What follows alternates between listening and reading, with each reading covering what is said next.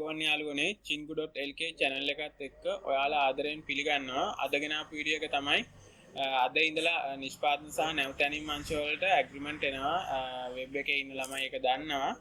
අපි ඒ පිළිබඳව පොඩ්ඩක් සාකච්ඡා කරමු. අපිට මේ පාර කීයක් වගේ ඇග්‍රීමන්ට් එයි කියලා හිතන්න පුළුවන්ද? ඇත්තටම මේක ස්ථිරවම කාටවත් මෙච්චර ගණක් එනවා මෙහෙම එනවා කියලා කියන්න බෑ. අපි නිකන් අනුමාන වශයෙන් තමයි කීයක් වගේ එයිද කියලා හිතන්නේ.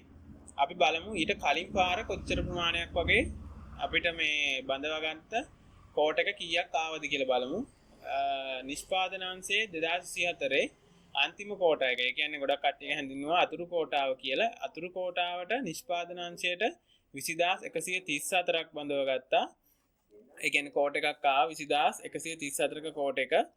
ඒක රටවල් 16ටම අදාළයි. ඒ වගේම නැවතැනීම් අංශයටත් රටවල් 16ටම අදාළව 1300ක ප්‍රමාණයක් තිබ්බා. එතකොට අපි බලමු දැන් මේක 2025 ජනවාරි මේ ජනවාරි පෙබරවාරි මේ මාර්තු එද්දී අපිට ලැබෙන මේ පළවෙනි කෝටාව 2025ට අදාළ පළවෙනි කෝටාවේදී කොපමණ ප්‍රමාණයක් ලැබිලා තියෙනවද කියලා. අපිට නිෂ්පාදන ලැබිලා තියෙනවා 16328.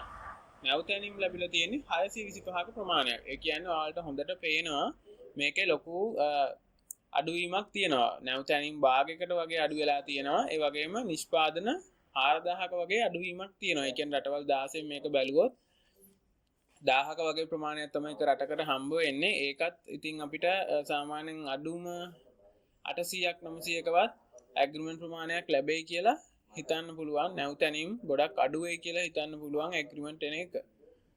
මේ එතකොට අපිට ඒ සම්බන්ධව ඒ ටික තමයි කතා කරන්න තියෙන්නේ.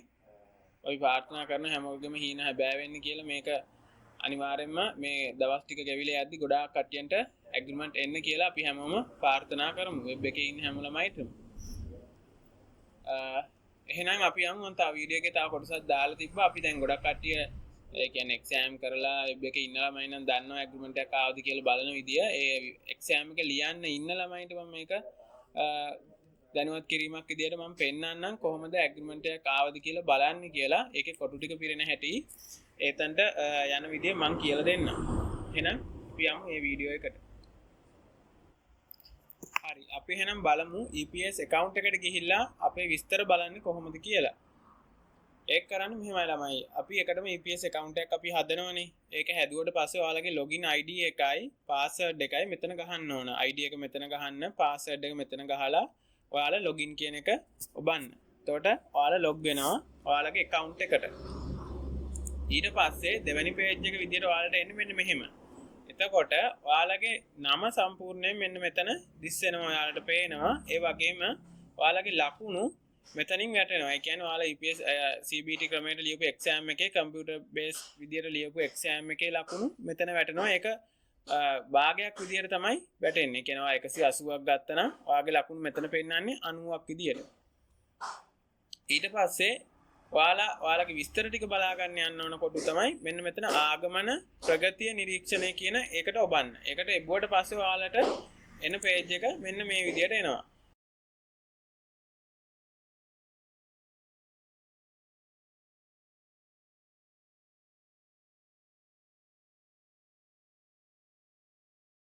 හරි අපි බලමු මේ කොටු වලින් මොකද්ද කියන්නේ කියලා. එකටම මේ නම කියන කොටුවේ ඔයාලගේ සම්පූර්ණ නම වැටෙනවා. ඊට පස්සේ එතනින් පල්ලෙහාට තියෙන මේවල මේ අංක 1 කියලා වැටලා තියෙනවා. ඔයාලගේ පළවෙනි අවුරුද්ද මේ යන කෙනෙක් එකක් හින්දා මෙතන අංක 1 කියලා වැටෙලා තියෙනවා. එතකොට ඔයාලා රෝස්ටරේට ඇතුළත් වෙද්දී එකටම එක අවුරුද්දක් තමයි ඔයාලට හම්බෙන්නේ. ඊට පස්සේ දෙවෙනි අවුරුද්දට අලුත් වෙද්දී ඔයාලා ආපහු රීමෙඩිකල් ගියාට පස්සේ ආපහු තමයි වෙබ් එකට ආයි වැටෙන්නේ දෙවෙනි අවුරුද්දට. එතකොට රෝස්ටරේ වළංගු කාලය කියලා මෙන්න මෙතනට ඔයාලා ඇතුළත් කරපු දිනය සහ ඒක අවුරුද්දකින් අවසන් වෙන දිනය මෙතනට වැටෙනවා.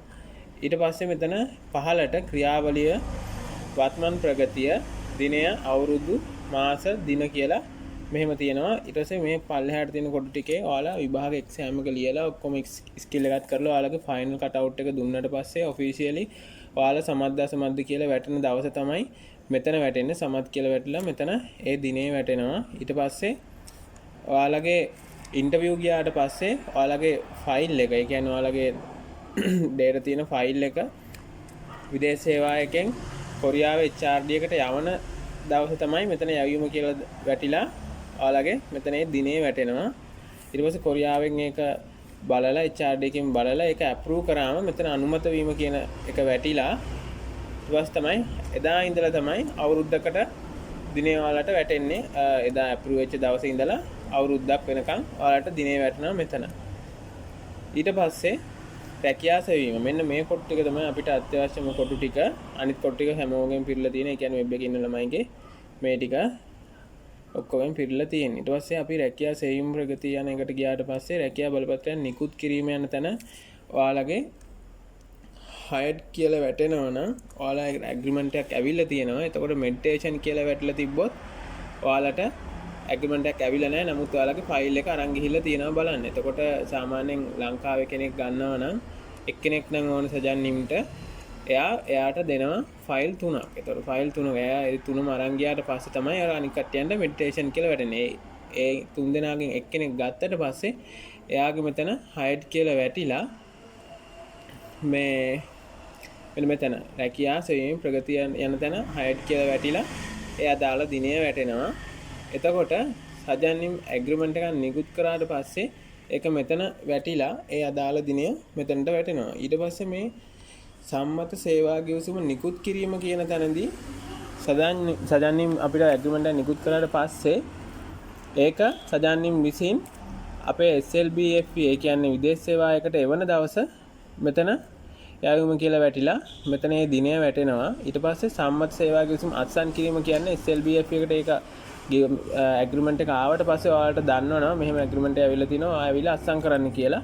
අන්නේ අත්සන් ඔයා ගිහිල්ලා අත්සන් කරපු දවස මෙතන වැටිලා ඒ අත්සන් කිරීම කියලා වැටිලා මෙතන ඒ අදාළ දිනය මෙතනට වැටෙනවා. ඊට පස්සේ අත්සන් කරලා ආපහු ඒක HRD එකට SLBF එකෙන් යවුවට පස්සේ එයාලා ඒක බලලා වීසා ඔයාලට නිකුත් කරනවා.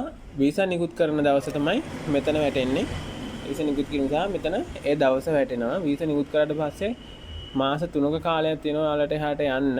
ඒ ඇතුළත ඔයාලා එහාට යන්න ඕන. එතකොට එතකන් ඔයාලට తాවකාලික ඇතුළත් වීමේ දිනයක් කියලා ඔයාලට මෙතන දවසක් තියෙනවා. සමහරකට එතන ඒ දිනේට යන්නත් පුළුවන්, නොවෙන්නත් පුළුවන්. එතකොට මෙතන ඒ දිනේ වැටලා තියෙනවා. ඊට අමතරව මේ ඇතුළත් වීමේ දිනය විදේශ සේවා නියුක්ති කාර්යාංශය මගින් දැනුම් දීමට නියමිතයි කියන තැන මෙන්න මෙතන ඔයාලට දිනයක් හරි වැටලා තිබ්බොත් ඔයාලා ඒ දිනේට යන්න තමයි ඉන්නේ. එතකොට ඒ දිනේ මෙතන වැටෙනවා. ඊටත් පස්සේ ඔයාලා ඒ අදාළ දිනේට කොරියාවට ගියාට පස්සේ ආ සජන්නිම්ට හඳුන්වලා දීලා ඔයාලට සජන්නිම්ගේ කම්පැනි වැඩ කරන්න යන පළවෙනි දවසේදී මේක ඔයාලට වැඩ පැවරීම කියන එක, සේවා පැවරීම කියන එක වැටිලා ඒ දිනේ වැටෙනවා. එතකොට ඔන්න ඔහොම තමයි මේ කොටු ටිකෙන් අදහස් වෙන දේ. මීට අමතරව ඔයාලට වැඩි විස්තරයක් අවශ්‍ය වෙනවනම් අනිවාර්යෙන් කමෙන්ට් එකක් දාන්න. මම ඒ සම්බන්ධව ඔයාලට තියෙන ප්‍රශ්නයක් තියෙනවා නම් අනිවාර්යෙන් කමෙන්ට් එකක් දාන්න. මම ඒ සම්බන්ධව කතා කරන්න. ඔයාලට අනිවාර්යෙන් මම රිප්ලයි කරනවා හැම කමෙන්ට් එකකටම. එහෙනම් යාළුවනේ හැමෝටම ජය වේවා. මේන ඇග්‍රීමන්ට් මේන දවස් ටිකේම ඇග්‍රීමන්ට් එනවා. ඔයාලා හැමෝටම වෙබ් එකේ ඉන්න හැමෝටම ඉක්මනටම ඇග්‍රීමන්ට් එකක් ලැබෙන්න කියලා මම ප්‍රාර්ථනා කරනවා හදවතින්ම. එහෙනම් හැමෝටම ජය වේවා. තවත් වීඩියෝ එකකින් හම්බෙමු.